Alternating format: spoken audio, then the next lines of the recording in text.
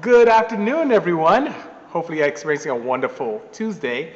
This is episode 162. Yes, 162 episodes back to back, unfailingly, over 3 years of the Bisimoto Tech2day.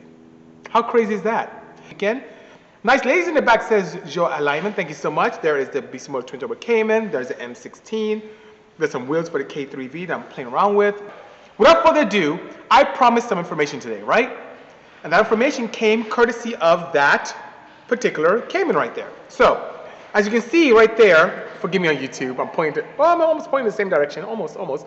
That Cayman has this air-to-air intercooler in the back. Now, it's back there because it's convenient. It's convenient because it's easy. It's easy because it's pretty simple to take the turbos, connect them to the intercooler, and have it go to the intake. Now, for those of you who are not very familiar with the concept of intercooling, forgive me of those of you who are, but here's what happens with turbocharging.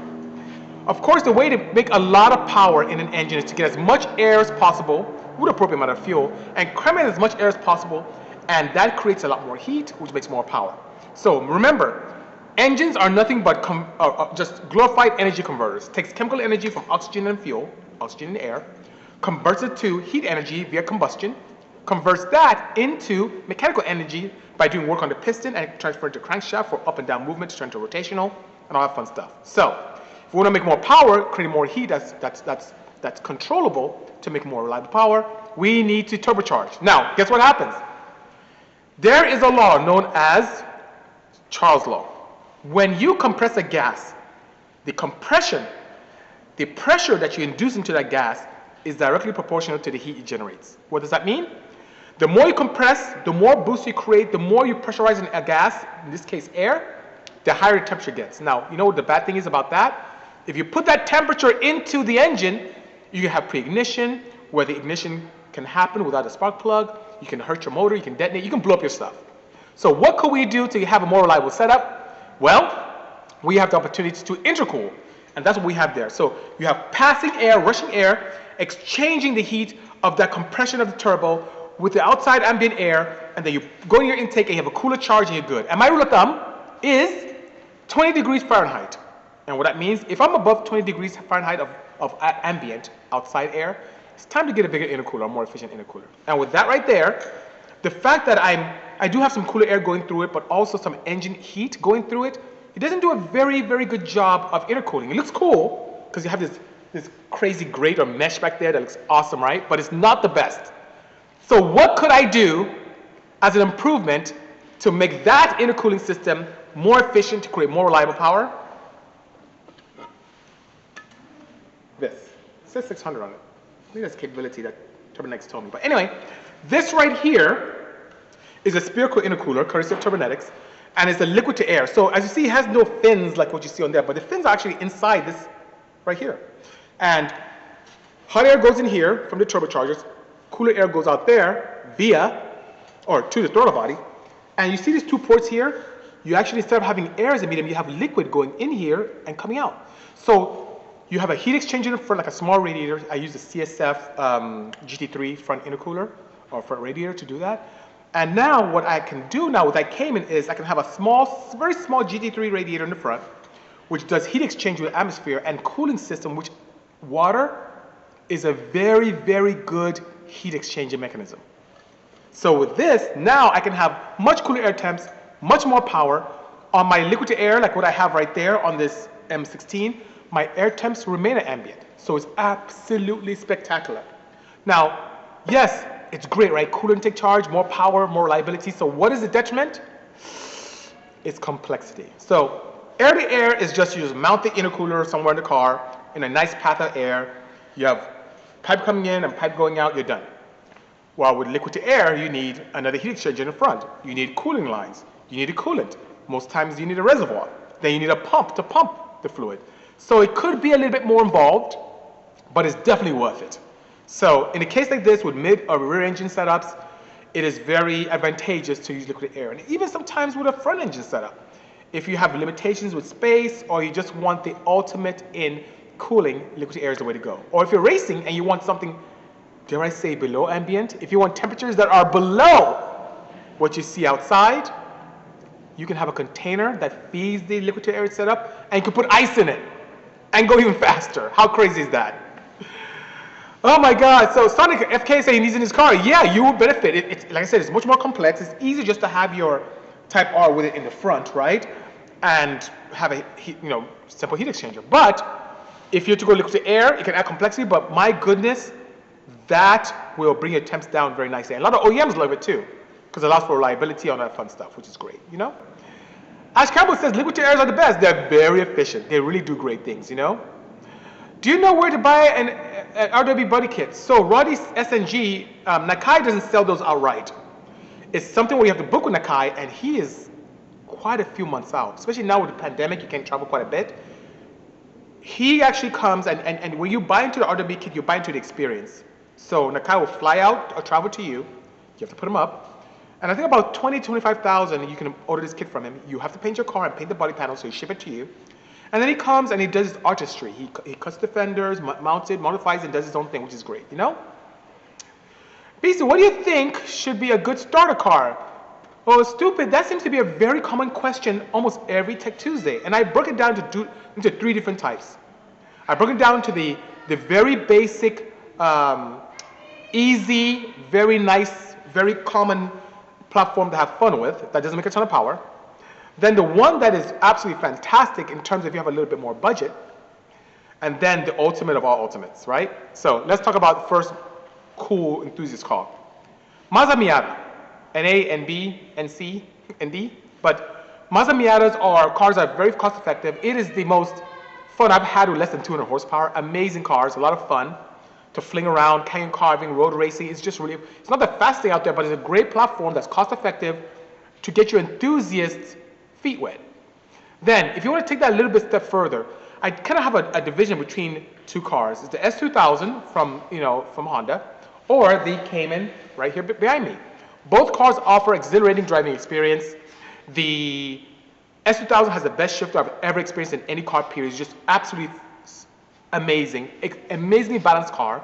And that balanced life is also what shifts me over to the Cayman, because the Cayman is a mid-engine. It's a nice semi-entry level, especially if you get the S into the Porsche world. Very reliable boxer, flat 6 engine, Boxster engine, amazing. And I'm telling you, it's so forgiving and extremely balanced as one, agile.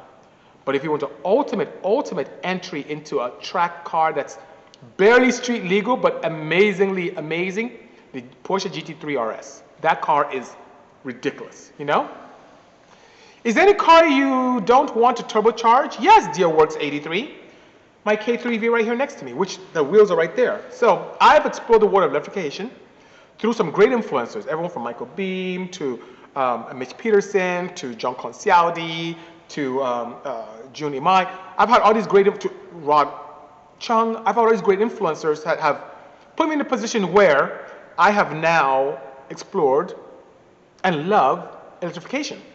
So yes, I have quite a few cars that I can electrify very nicely, you know, which is nice, you know. Falcon's like, where's the wagon?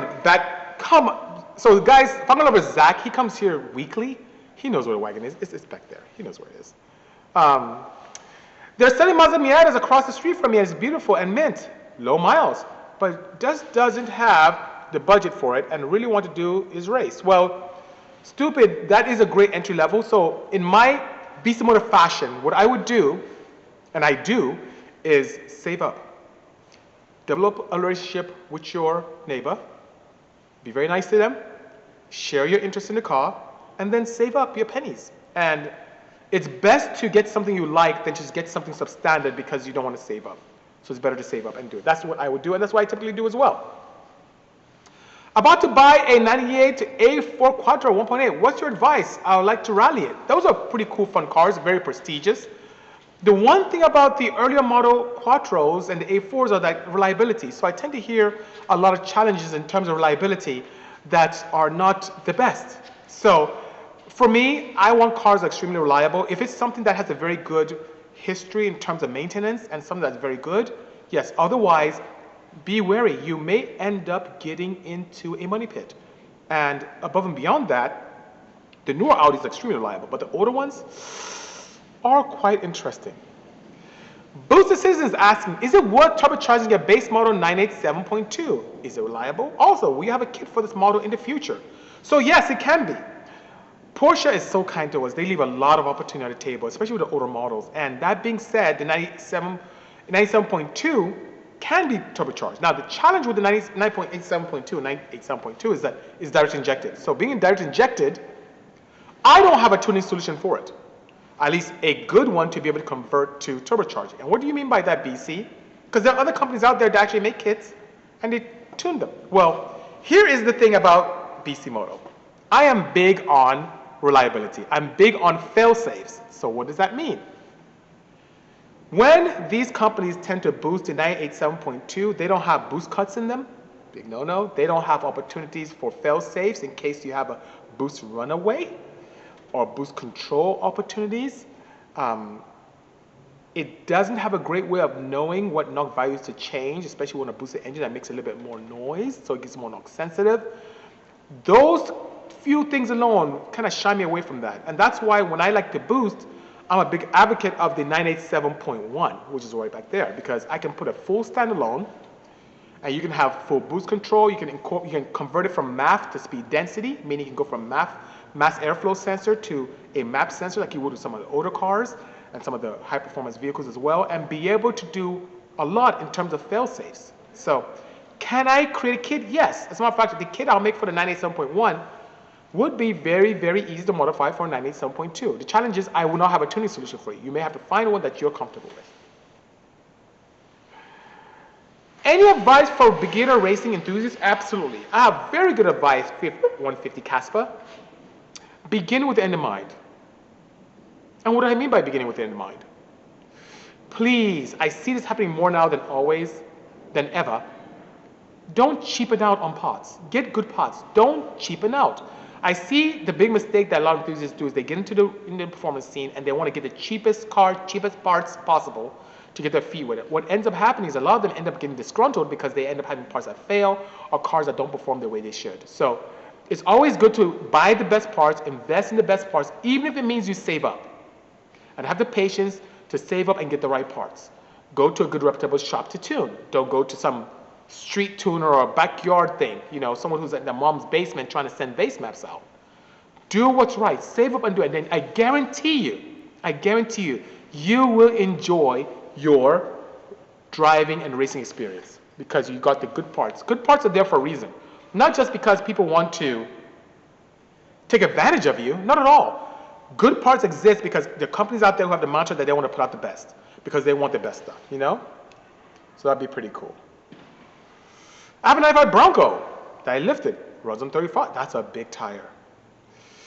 The one way to improve the acceleration running such a large tire is to increase your numerical value for your final drive. So the final drive in your rear end, I don't know if you just have an all-wheel drive or is it only rear-wheel drive, that allows for torque multiplication. And what happens is when you go with a much taller tire, that effective multiplication is reduced.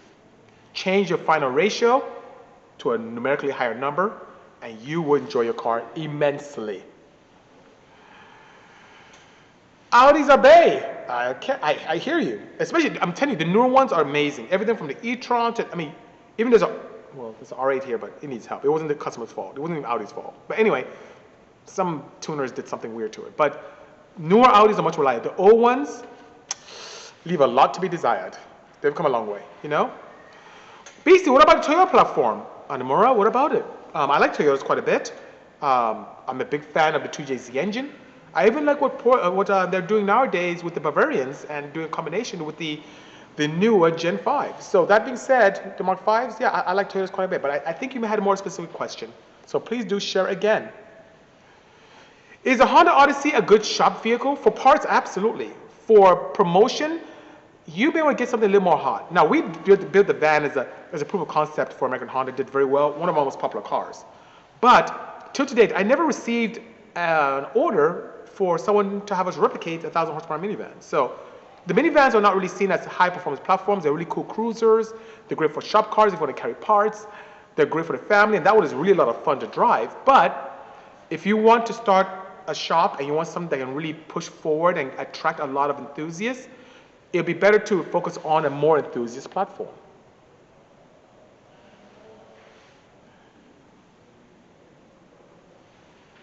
Thank you so much. I appreciate that, Boosted Citizens. Appreciate that indeed.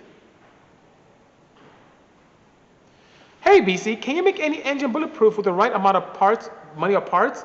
So, Tom, Tom a River Rap, that is a very challenging question. Because there's one component of your question that's missing, and that is the base platform itself. So you can have a power plant, let's just say, something that is near and dear to me. Let's say the D series, D16, okay? Single cam engine, single overhead cam, let's say the D16Z6. Very nice power plant, lots of decent technology, a pretty good workhorse, but it was designed to create 120 horsepower. Can you make that engine put out 1500 if you just throw a bunch of money at it? Yes, but not in its current configuration. Because what happens is that once you push the envelope past 800, you start risking the block itself from fracturing right at the end of the bolt holes for the head studs. And there's nothing you can do to rectify that. You can put a cage around it to kind of, help put that at bay for a while, but it will end up fracturing. So what could you do? How much money could you put in to make that bulletproof? I don't know. You may have to get rid of that block and build a billet one. So, but if you're trying to stay with the native platform, yes, there are limitations based upon the architecture of the engine itself. Now, could you make a particular architecture, just go bananas? Yes. So that means you're no longer using a D series block, you're using a billet block, you're using a billet crank, you're using a billet head, but it looks like it. Maybe the valve cover still fit. Maybe you still have to do a custom valve cover. So if that's the case, if you want to use parts from everywhere else, yes, resources can make you get there. But if you want to stay with an engine itself, the casing, yes, there are limitations based upon architecture and engineering. Don't forget about the best lubricants. Absolutely, I love Puro. Absolutely, that helps tremendously. Hello, AJ, who helped me learn so much. Beginning HPD racers should start with a stock car and mod slowly. Take as many private lessons as you can afford, and that's a good advice indeed. That's good advice. And what I've seen quite a bit, AJ, is people coming here, and they want to get into racing, whether road racing or drag racing, and once they get the car, and they have a little bit of fun, they start modifying it very quickly and buying rubbish parts. And I don't agree with that. So I completely agree with AJ, and still stand firm to using quality parts in your build so you can enjoy it as you continue to modify, And as Ashen Campbell says, at the end of the day, the cheap way is more expensive. And you're absolutely correct. Absolutely indeed, Come on, everyone needs e-tunes, says Kevin. Kevin's being funny. Any good tuning shop in Colorado you can recommend? I'm not familiar with that area, Josh. I've been to Colorado once. And when I went there, I was filming a show and never had the opportunity to look around shops. So unfortunately, I don't have that information,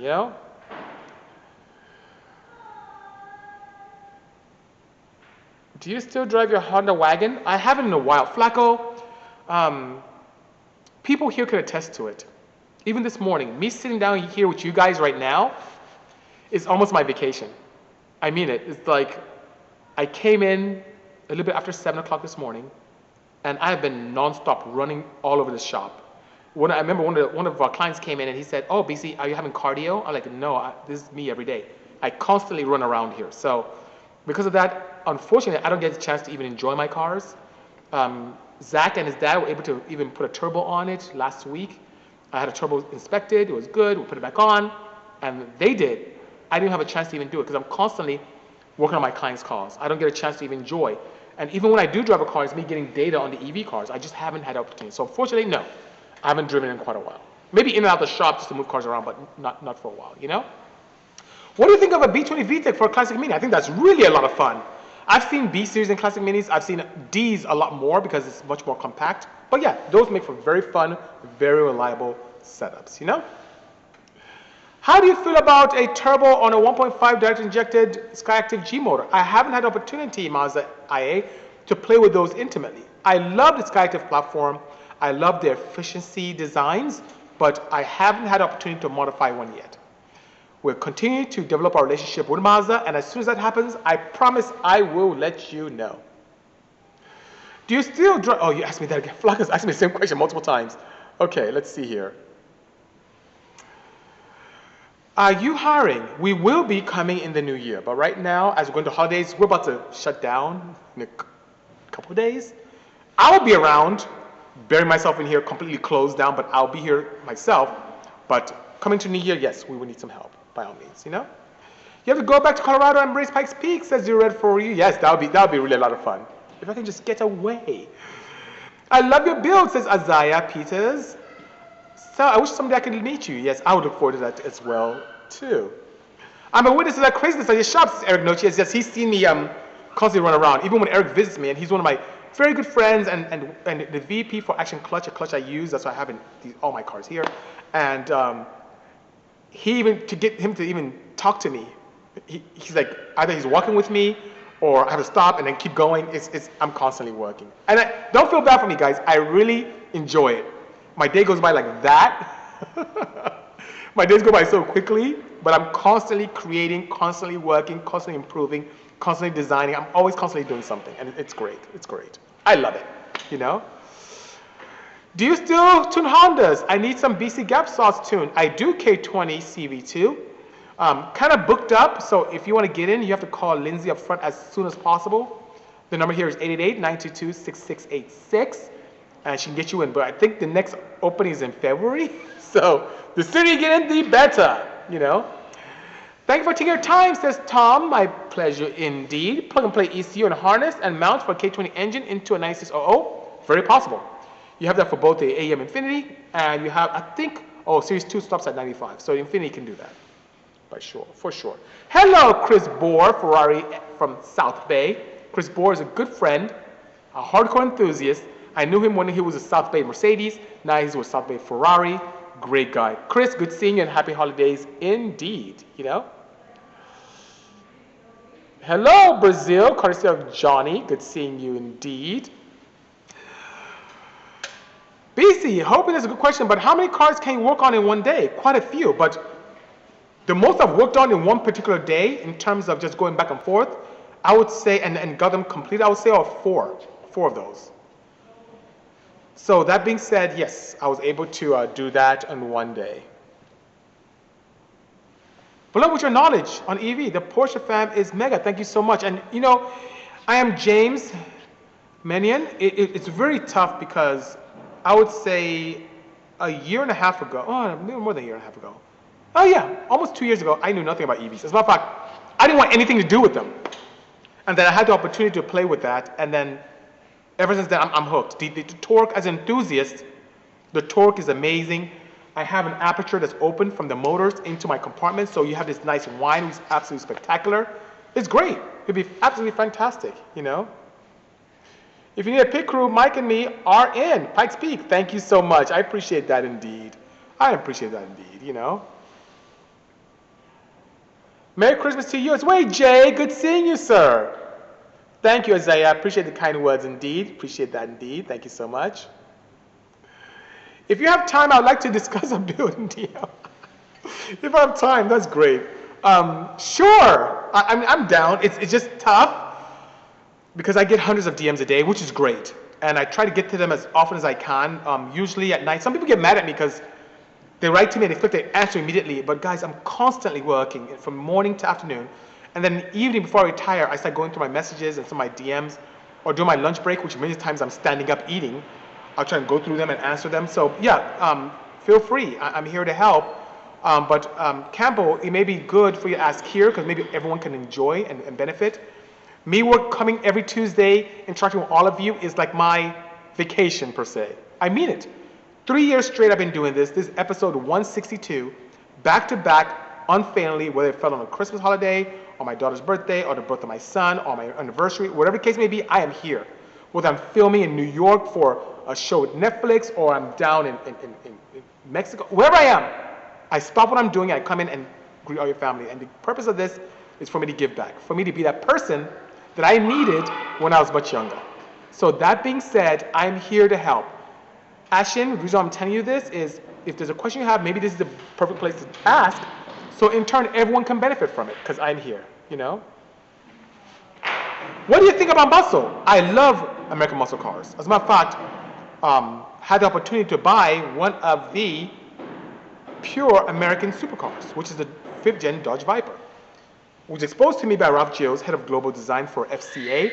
Had the opportunity to really love that car and end up buying my own. And so I love and respect American muscle. There's a huge market. And that market is so diverse because there are guys who are really, really frugal and the guys who really put a ton of resources in it. So it's a very potent market. And the big three have done wonderful things all across the globe, which is great, you know? Can't wait for the version 2 of the K3V. Thank you, Ashen. Thank you so much indeed. It is coming. Happy holidays to you as well. Supercar Kellen, good friend of mine who introduced me to Supercars by the Sea. I've had quite a few events. Last time I saw him was, I think, a couple weeks ago when we did a toy drive to help those kids in need. What are you doing to K3V? I see wheels behind you. Ah. I'll tell you guys, and I'll post it soon. I actually put some drag radials on this thing. I actually have drag radials on it right now. I don't know if it'd be easy for me to come out and show it to you guys. Let me try. Okay, forgive me on YouTube.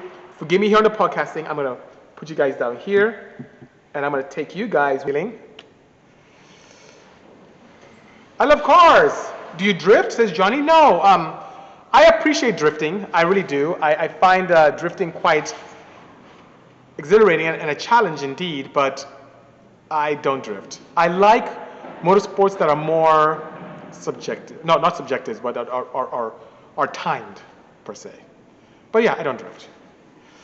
Mr. Stream with Sung Kang, potential BC Fast Furious. You never know. So I've had cars in Fast and Furious franchises. I submitted cars even for the talent to drive, but what's weird is, Sung is different, but a lot of talent, they can't drive stick. Even though they're doing movies from racing, a lot of them can't drive manual gearboxes. So that kind of put a lot of my cars out. I guess the perfect cars I have nowadays, like the K3V, the ones I'm building, are perfect movie cars because they look the part, they're really fast, they're easy to drive, and you can embed sound if you wanted to, so it's pretty cool. How to beat up a Porsche in the 904? A 4-to-N? We'll definitely do that, you know. Oh my goodness, that's crazy. I know, DJ Ramiro, I know. It's crazy. You think about that. There are two things about the auto film industry that kind of shocks me. One is the people who put together most movies that are car culture influencers don't know about cars. And secondly, the talents that we all look up to, like, oh my God, amazing drivers, can't even drive manual. Crazy, right? Pretty bananas. Salud, Daniel. Good seeing you indeed. Wishing you and your family the best as well, Zé Peters. Thank you so much. Have a great year as well, and God bless as well. So that being said, guys, I have to get back to work. You guys saw behind me, I had a Porsche right here that I'm looking at in front of me. I'm doing something very unique. I'm trying to do something clever with the oil level gauge in that car. I'm doing some really clever things in terms of frequency and resistance. So I'm going to try my best to create some kind of circuitry today. And I'm doing this from scratch. So that being said, have a great day. As Josh Wonder said, thank you so much, guys. I know, Adriel, I'll be back next time. I appreciate that indeed. Stay safe, guys. And oh, Merry Christmas, because the next time I'll see you will be after this coming Christmas. Take care, guys. Cheers.